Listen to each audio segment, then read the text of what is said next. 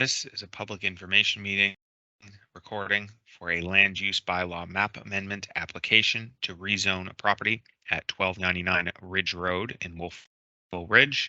The applicant is Travis Mills. My name is Will Robinson Mushcat, and I am a planner with the municipality of the County of Kings.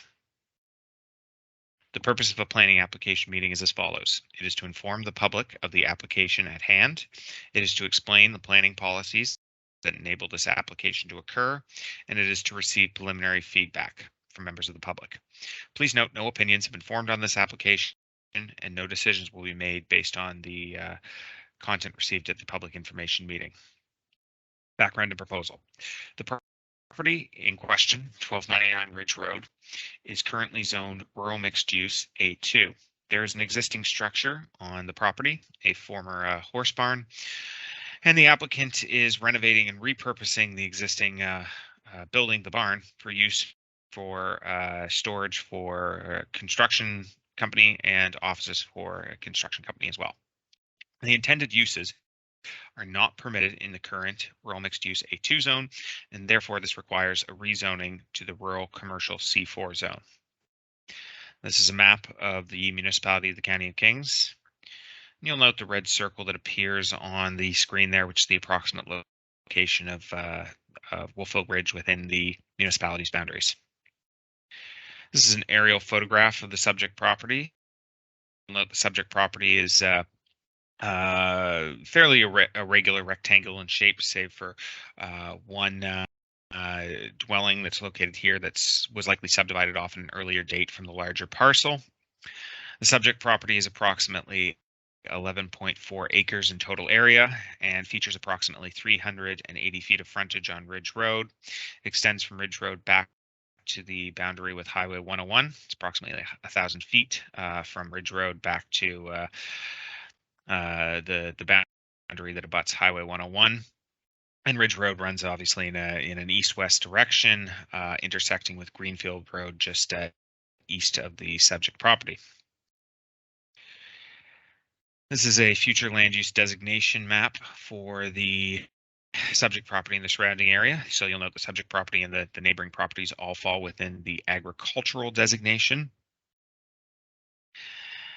And this is a zoning map of the subject property and the surrounding areas. So you'll note that the subject property and the majority of properties in the surrounding area all fall within the A2 rural mixed use zone. There are two properties just at the bottom of the screen south of Ridge Road, which are in the A1 zone, the agriculture zone. And I would note as well that the majority of this property falls within the wellfield zone of the town of Wolfville. This is the photograph of the subject property. So you'll note on the left-hand side the existing structure, the old horse barn that is currently under renovation. This is a photograph of the subject property. This is looking north. You can see the existing building on the right-hand side of this photograph and kind of some of the vegetation that you see back behind it. This is a photograph of the interior of the existing building. This is a photograph taken from one of the two access points to the subject property. This is Ridge Road looking in the west direction.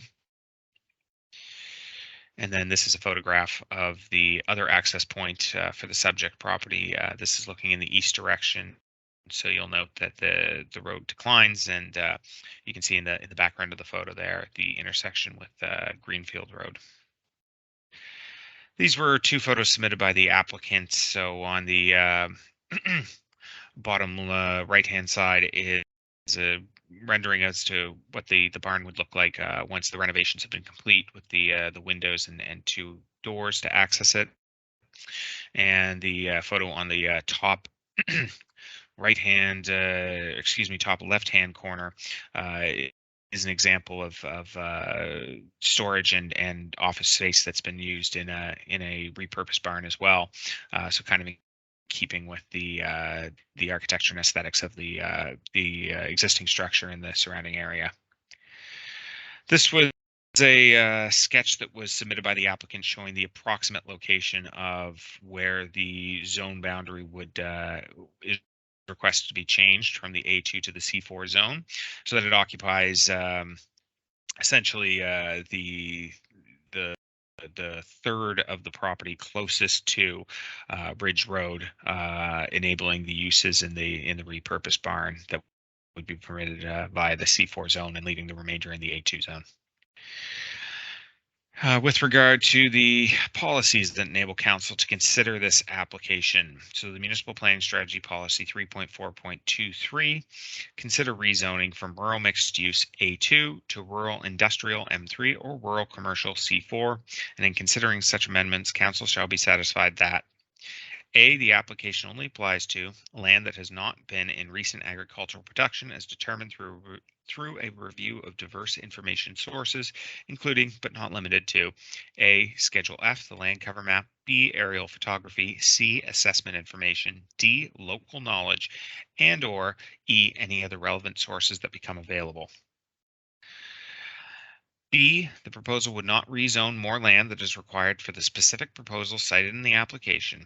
C, will not create undue conflict with nearby agricultural or rural residents. And D, meet the general land use bylaw amendment criteria set out in section 5.3 development agreements and amendments to the land use bylaw. And what are these general criteria? The general criteria are found in Municipal Planning Strategy Policy 5.3.7. So these are the evaluative criteria that staff look to when evaluating this or any other planning application that comes before the municipality. So A, the proposal is in keeping with the intent of the municipal planning strategy. Does it meet the goals, objectives, and policies of the municipal planning strategy?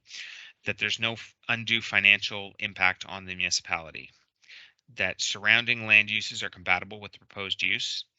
That there's adequate supply and reasonable proximity of schools, recreation, and community facilities when necessary. That there be no creation of traffic hazards or congestion as a result of the proposed use. That there is adequate fire protection for the proposed use. That when applicable, there's adequate sewer and water services for the proposed use. That there'd be no undue chance of flooding or other serious drainage problems as a result of the proposed use. That when applicable, there'd be no negative impacts on well fields or other groundwater supplies as a result of the proposed use. That there's no undue risk of pollution, such as soil erosion or siltation of watercourses as a result of the proposed use. When applicable, that there'd be no negative impacts on lake water quality or wetlands, and no negative impacts on neighboring farming operations as well as a result of the proposed use. And finally, this site is suitable in terms of its physical characteristics: grade, soils, geological conditions, locations of watercourses, marshes, bogs, swamps, and proximity to utility right-of-ways. With regard to the timeline concerning the land use bylaw map amendment process, so we're at the early stages of the planning process. The municipality has deemed the completed application has been received. We're currently at the public information meeting stage. On completion of the public information meeting, staff will begin a review of the evaluative criteria specific to this proposal and the general evaluative criteria. And once that review is complete, a report will be drafted that will be presented to the municipality's Planning Advisory Committee. Planning Advisory Committee reviews and recommends, makes a recommendation to council concerning the application. And once that stage is complete, the application moves to first reading, where it's entered into the record of council, and council schedules a public hearing. Public hearings usually occur the following month after first reading, and they are advertised in the local newspaper. And again, properties within 500 feet would be notified again of the public hearing via letter mail. Following the public hearing, council holds second reading for the planning application. This usually occurs directly following the public hearing. And second reading is where council votes to approve or to deny the rezoning application. Following second reading, there is a 14-day appeal period of council's decision as mandated in the Municipal Government Act.